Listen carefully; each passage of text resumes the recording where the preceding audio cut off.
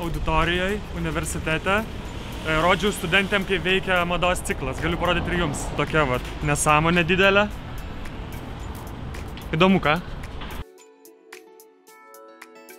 Visada ir visada grįžta.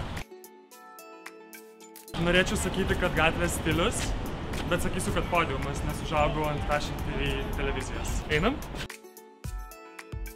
Mada visada orientuojasi tik į rytojų, bet aš kaip žmogus koncentruojuosi šiandien. Tik ištreniruojamas, kiekvienas jo turim, bet jį reikia kultivuoti. Dėl savo darbo turiu daug būti su žmonėm, bet privalau pabūti ir vienas. Norėčiau klausyti labai daug visko, tačiau šiuo metu vos spėjau pasitikrinti savo elektroninį paštą ir vakare tiesiog griūti į fotelį.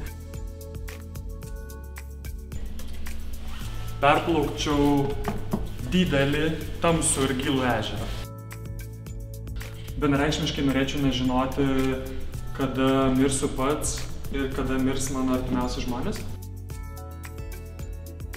Komiškiausia būtų išgirsti mano katę, kai ji žiūri į mane gailiom akim ir prašo maisto. Norėčiau išmokti italų ir bandžiau mokytis ir dar bandysiu, nes mados kalba yra ne tik prancūzų, bet ir italų. Priklauso nuo nuotaikos, kartais sklidina, kartais tuščia. Pastarųjų metų mano didžiausias atradimas yra performance atlikėjos Marinos Abramovič memuarai Eiti kiaurai sienas. Žmonės, kurie mano gyvenime buvo, yra ir bus, myliu. Kokosas.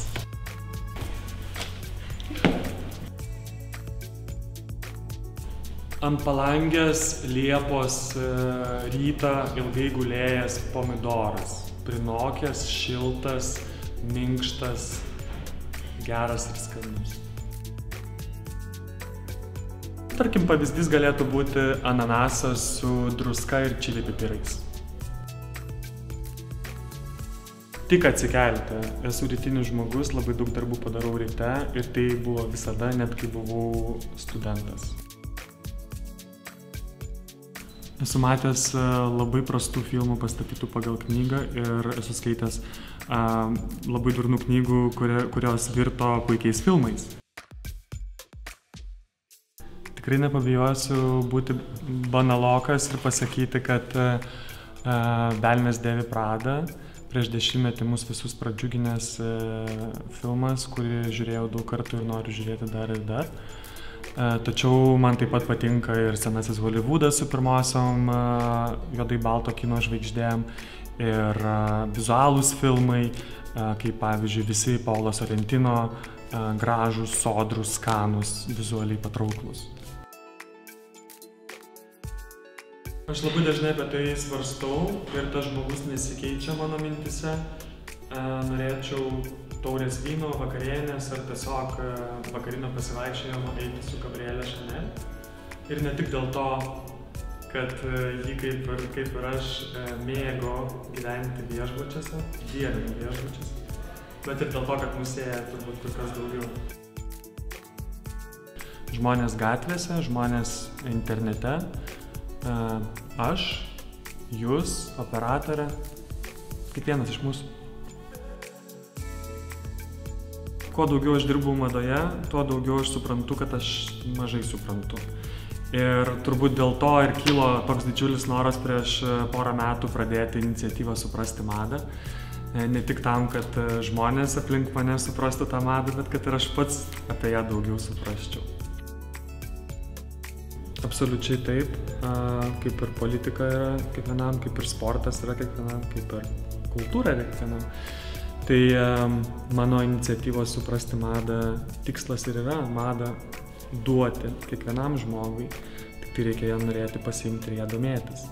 Tai šių metų Suprasti madą paskaitų ir kursų ciklas ir yra skirtas ne tik mados profesionalams, jiems taip pat, bet ir paprastiems žmonėms, kurie tiesiog nusprendė domėtis mada nuodugniau.